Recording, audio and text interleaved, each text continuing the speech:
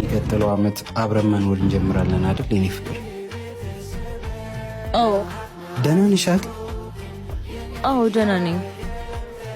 በሳቅ በጨዋታ በደስታ ባዘን ባለፉት አመታት ስንቱን አሳለፍን፣ ስንት ደስ ታየን፣ ስንታየን መከራ። ሞት ካልመጣ በቀር ካንተ መለየት አልፈልግም። እወድሃለሁ። በተራ በተራ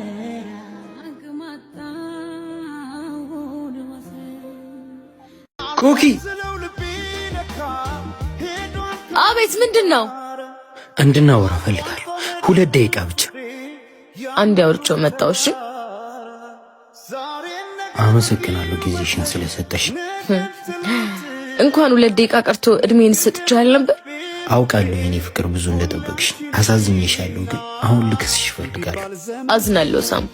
አሁን አዲስ ህይወት ጀምሬያለሁ። እየቀለድሽ ነው? አልቀለድኩም። ምን ማለት ነው? አዲስ ህይወት ጀምሬያለሁ በዚች አጭር ጊዜ? አትጩህ አንተ፣ መቼም አትሻሻልም ሳም። ምናልባት አንድ እድል ብትሰጪኝ እኮ ሁሉንም ነገር ለማስተካከል ዝግጁ ነኝ። አንድን መጽሐፍ ደጋግመህ ብታነበው መጨረሻው አይቀየርም። አሁን እጄ ልቀቀኝ። አንተ ልቀቀኝ እያለች አይደል? ቆይ አንተ ምን አገባ? ተላቀቁ። ምን እየሆናችሁ ነው? ሳሚ ኬቢ፣ አሁን በእኔ ህይወት ውስጥ ማገባ አንተ ነሽ ሳም።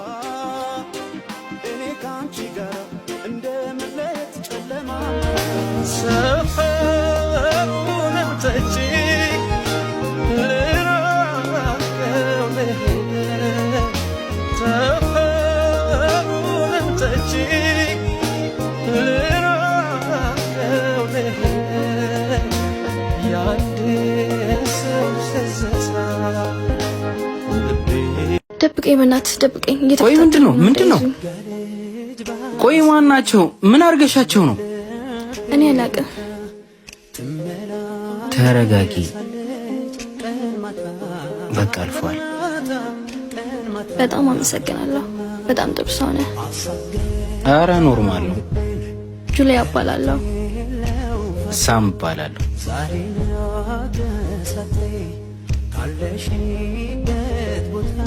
ወይኔ ምን አይነት ደስ የሚል ልጅ ነው። ዛሬ ደግሞ ደስ የምትል ልጅ ናት ያጋጠመች።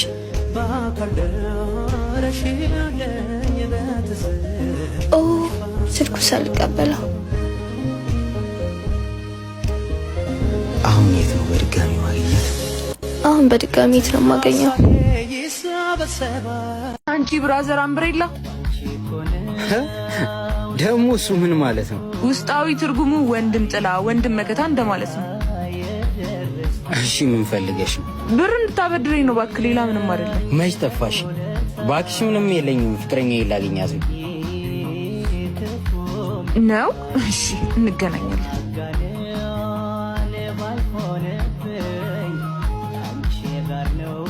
የኔ ፍቅር አለሽልኝ? አስጠበከኝ እኮ። ምን ሲስተር እኮ ናት በእናትሽ ስታዝገኝ። ወንድሜ። ወይኔ ሰው ምንድን ነው? ኧረ እኔን እንኳን ባጋብዘኝ እሷን ጋብዛት። ምንድን ነው ጋብዛት? በፍላሚንጎ አዲሱ ህጻናትና ወጣቶች ቲያትር ቤት የሚመረቀውን ሳሊያት የሚለውን ፊልም ነው። ማን ይሰራው? በእውነት ፊልም ፕሮዳክሽን ተዘጋጅቶ በሞሪያድ ኢንተርቴይንመንት የቀረበ አዲስ ፊልም ነው። ወይ ማን ነው የተሳተፈበት? አለም ሰገድ ተስፋዬ፣ ናታይ ጌታቸው፣ መኮንን ላከ፣ አስቴር አለማየሁ እንዲሁም ሌሎች ተሳትፈውበታል። ሳቅ እንደ ውሃ ምንጭ ሞልቶ ይፈሳል። ፍቅር እንደ አዝመራ ታጭዶ ይታፈሳል። ሰኔ 22 በቀይ ምንጣፍ ይመረቃል። በድጋሚ ሰኔ 25፣ 26፣ 27 እንዲሁም ሐምሌ 4፣ 5፣ 6 በሁሉም ሲኒማ ቤቶች ለእይታ ይቀርባል። ምን አፍጥጠህ ታየኛለህ? ጋብዛት በቃ። አንድ እህቴ ናት ትላለህ። እንዴት ወልጅ አትጠይቀኝም? ያው አትፍረጅባት፣ ስራ ስለበዛባት እኮ ነው። ሲጀመር ያንተ ቤተሰቦች አይወዱኝም። ድሮ የሚባል ቤተሰብ ማረ ይሄን ንግግር ምን አመጣው? ሲጀመር ታውቂያለሽ ማንም እንደሌለ። እሷ ነች ያሳደገችኝ። ጨክናው የጠልታሽ ይመስልሻል? አይመለከተኝም። ምንም ቢሆን ወንድም ሆነክ።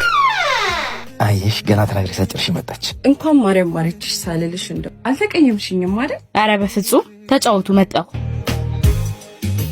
ጭራሽ መቆየት ሲሳንስ አንድ ወንድምሽ ሲወልድ እንደ ባለ ዳይፐር ነው ይዘሽ ልትመጪው? ይቅርታ ወንድሜ፣ እንደው ያንተን ልጅ ለማይጓግቼ ነው እንጂ ብር ሳይኖረኝ ቀርቶ እኮ አይደለም። እሺ ምን አመጣች ልስትሪ ምን ላታለሁ? ብቻ ይሁንልሽ። ደግሞ ደስ ብሎኛል። እንኳንም ወለድክ፣ እንኳንም አገባ።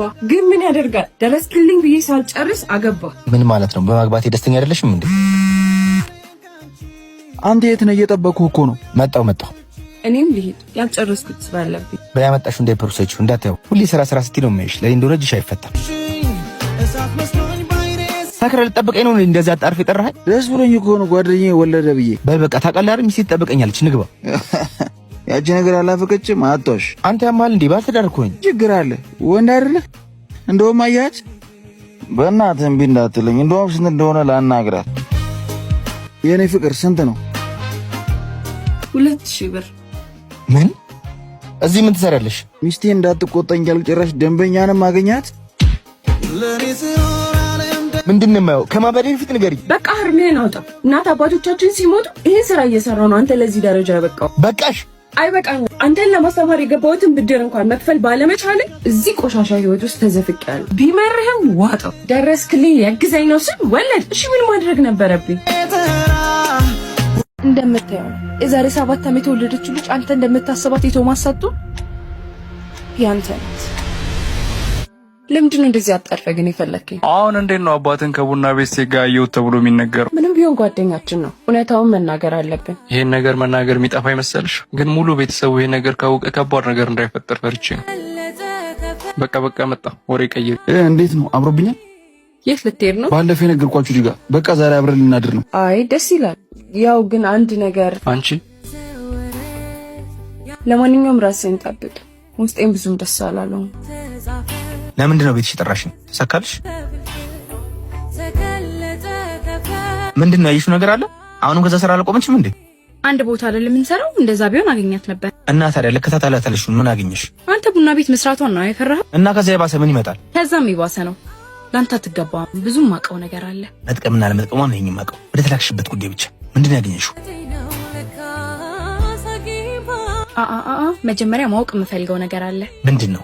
እንዴት ይሁሉ አመታት እንደባልና ሚስት እየኖራችሁ እሷ ከወንድ ጋር እየተኛች ብር ስታመጣ እንዴት ማየት አስቻለ? ማገባሽ አትግሪ። ብዙም አታውቂው ነገር አለ። የጠየቅሽውን ብቻ መልሽ። ምንድነው አዲስ ያገኘሽው ነገር? እኮ ያን ማለቀውን ነገር ማወቅ ነው የፈለኩት። ሁሉንም ሳልደብቅ እነግርሃለሁ። ውስጤ የሚመላለሰውን ጥያቄ ብቻ መልስልኝ። በቃ ልጄ ናት። ብሬን በልሽ እኮ ነው ያገባሽኝ። በዚህ ላይ መጠጥ ቤት ነው ያገኘሁሽ። ይሄን አትርሺ። ሁሌ ለምን ይሄን እያነሳ ተሸማቀቀኛለህ? አሁን እኮ ትዳሬን አንተን ብዬ ነው እዚህ የተቀመጥኩት። አይመለከተኝም። በእኔ በግል ገቢ የሆነ ሀብቴ አይመለከትሽም። አሁን ይሄ ሁላ እንደ ሚስት ያንተን ገቢ ማወቅ አለብኝ ስላልኩ ነው? አዎ ከገባሽ ጥሩ። ከፍዬ እኮ ነው የማኖርሽ። የቤት ኪራይ አስቤዛ ምን ጎደለብሽ? ስለዚህ እኔ የምልሽን ብቻ ነው የምታደርጊው። ኧረ አንዳንዴ እንኳን ወደ ራስ ተመለስ። ቢያንስ የጋራ ልጅ አለን። እንዴት እኔን አላምን ብለህ ሙሉ ንብረትን በቤተሰብ ስም ታደርጋለህ? አለቃ ስራ ቦታ እኮ እንዳንገባ ከለከሉ።